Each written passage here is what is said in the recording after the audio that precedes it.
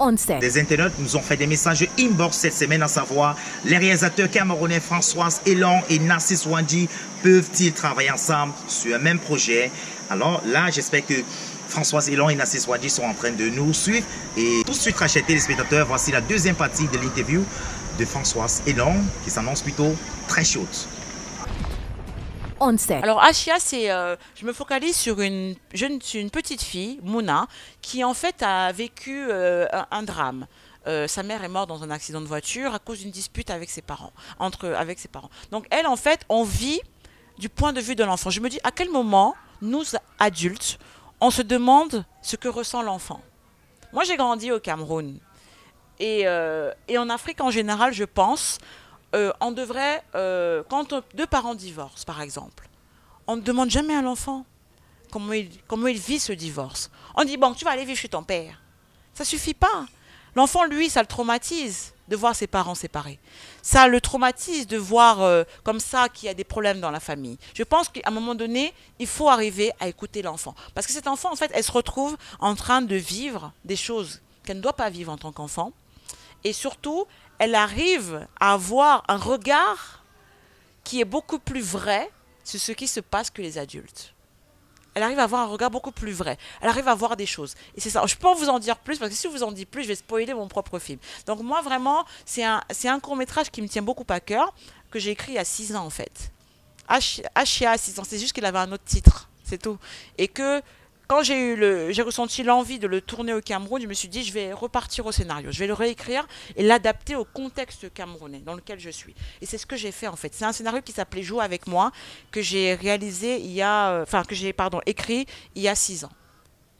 What next? Mais moi, j'ai plein de projets. Par exemple, on vient de me commander 3 épisodes d'une série, une grosse série panafricaine, dont 3 épisodes se passent au Cameroun. Donc, je suis en charge de l'écriture des 3 épisodes. Je ne peux pas vous le dire pour le moment, voyons. Mais en tout cas, sachez que c'est une grosse série panafricaine. Il y a aussi d'autres longs métrages que je suis en train d'écrire. Et là, je peux vous le dire, mais sans en dire plus, je suis en train de collaborer avec Christa Eka, Assam, pour un gros projet dont je lui ai parlé et qui tout de suite l'a plu. Pas en coproduction, à l'écriture. On va collaborer à l'écriture et je pense de toute façon, et ce sera évident, qu'elle sera dans le casting, elle sera certainement le casting principal de ce film. Mais j'ai tenu à l'écrire avec elle parce que, le film est en anglais, et 2, il y a beaucoup d'originalité dedans. Au Cameroun, évidemment. Pour l'instant, je ne sais pas parce que c'est un univers que je suis en train d'inventer. Donc, je suis en train d'inventer tout un univers qui va concorder, qui va faire écho à un autre projet sur lequel je travaille depuis 10 ans et qui est fin prêt en termes de scénario qui s'appelle The North Wing. Donc, The North Wing, c'est aussi un projet avec lequel j'ai travaillé avec Saul James, qui est mon compositeur avec lequel je travaille souvent. Et j'ai inventé tout un univers. J'ai inventé tout un univers et ça fait écho en fait à ce projet camerounais dans lequel aussi j'invente tout un univers. Voilà. Alors c'est une très très bonne question. Alors je vais pas revenir sur les propos de Valérie parce que voilà, mais je comprends. Ah oui d'accord, pardon, excusez-moi. Alors, je ne vais pas revenir sur ses propos, mais moi, je les comprends, ces propos. Vous savez, moi, j'ai créé un blog qui s'appelle lefilmcamerounais.com. Et je l'ai créé parce que je me suis rendu compte que y a beaucoup de choses qui font de l'ombre au cinéma qui se fait réellement. Et je me suis dit, il faut absolument qu'il y ait une plateforme qui se focalise sur ces films de facture de cinéma au Cameroun. C'est très important. Ça me prend de l'énergie, ça me prend énormément d'énergie. Mais je pense que c'était nécessaire. C'est nécessaire. Parce que on peut pas être... Alors moi, je n'ai rien contre ce qui se diffuse sur Canal de Movies, pour vous dire la vérité. Pour vous dire quelle est ma position. Je n'ai absolument rien contre ce qui se diffuse sur Canal de Movies. Par contre, j'ai un problème avec le slogan. Ce n'est pas l'univers du cinéma camerounais.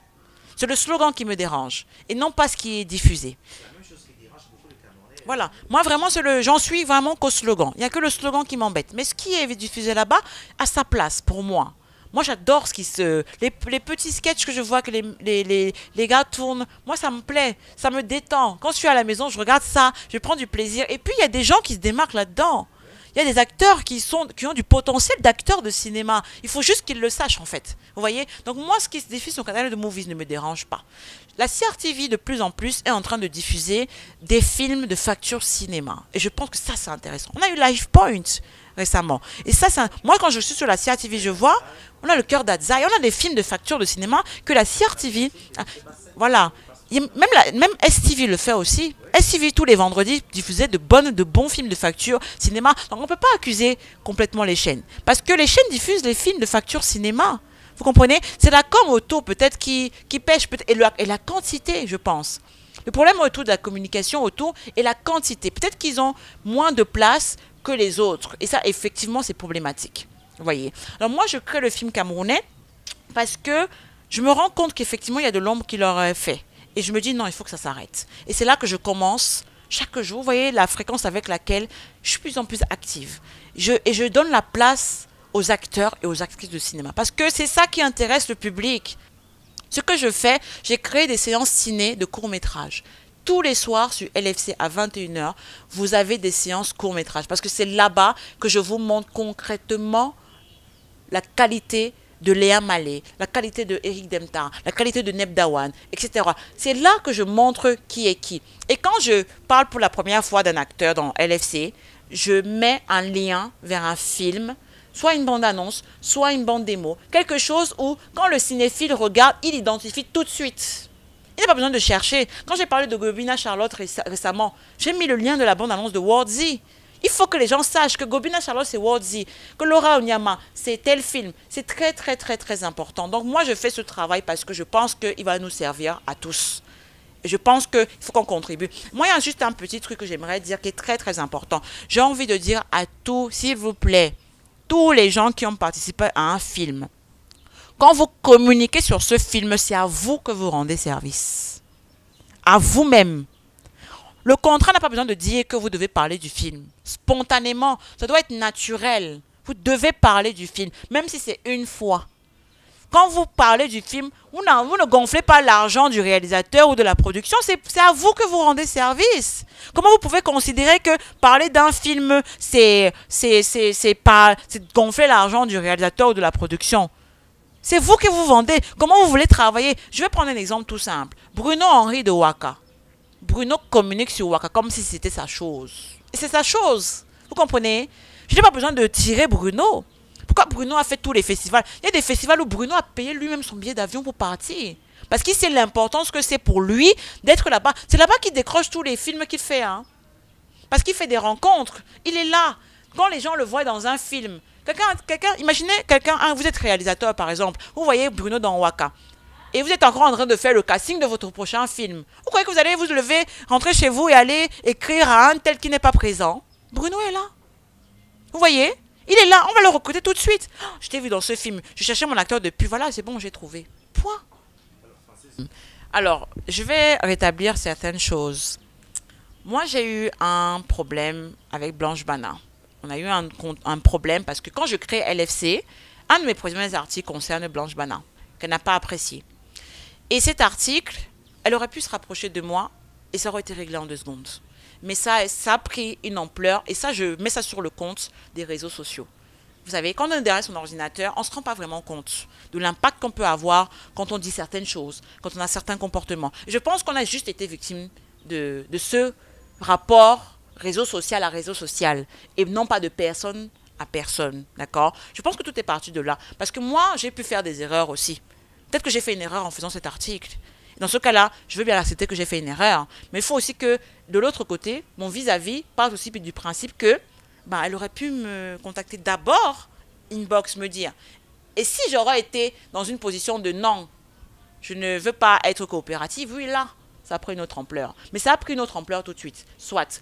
Après, pendant les écrans noirs de l'année dernière, Blanche Bana est venue au village et elle avait eu quelques petits désagréments. Je suis allée vers elle, toute seule, d'accord? Comme je me suis dit que bon, on est des adultes, on n'est pas dans le même couloir. Je suis réalisatrice, elle est actrice. Donc, on ne va jamais se croiser d'une certaine manière. On n'a pas de concurrence. Et même si on en avait une, il faudrait qu'elle soit positive. Donc, je suis allée vers elle et j'ai essayé de faire en sorte que ça aille. Et ça allait. On a commencé à communiquer. Tout était pour moi de mon point de vue, arrangé, vous comprenez? Et tout est redémarré au soir de la clôture, quand on n'a pas attribué de prix au film camerounais. Quand le jury avait décidé que les films camerounais n'auraient pas de prix. Et là, ben, elle a fait un post sur Facebook qui était dirigé contre moi, alors qu'on avait déjà tout réglé. Vous comprenez? Donc pour moi, ça a été la surprise de me dire que mais on avait déjà éteint ce feu-là. Comment il fait pour se rallumer à nouveau? Bon, après, moi, je suis passée dessus, d'accord? Parce que moi, je me dis qu'à un moment donné, on ne peut pas rester éternellement sur les mêmes choses. Au jour d'aujourd'hui, moi, je n'ai aucune animosité vis-à-vis de Blanche Bana. Et je m'étonne qu'à chaque fois qu'on parle de Blanche Bana, on associe Françoise Elon. Au jour d'aujourd'hui, je n'ai aucune animosité vis-à-vis d'elle. Vous comprenez? On n'est pas obligé d'être que des amis à la fin de la journée. Vous comprenez ou pas? On n'est pas obligé d'être des amis. Par contre, c'est quelqu'un que moi, je respecte. Je respecte Blanche Bana, mais j'ai mes positions, ce que je pense. Moi, j'ai dit à Blanche Bana que on n'est pas une actrice en se levant un matin. Elle le sait, de toute façon. On est une actrice quand on travaille.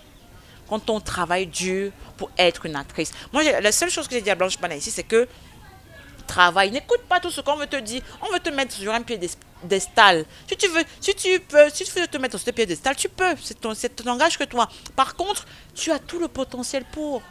Tu es une femme, tu es belle. Tu es une belle femme. Tu as le talent.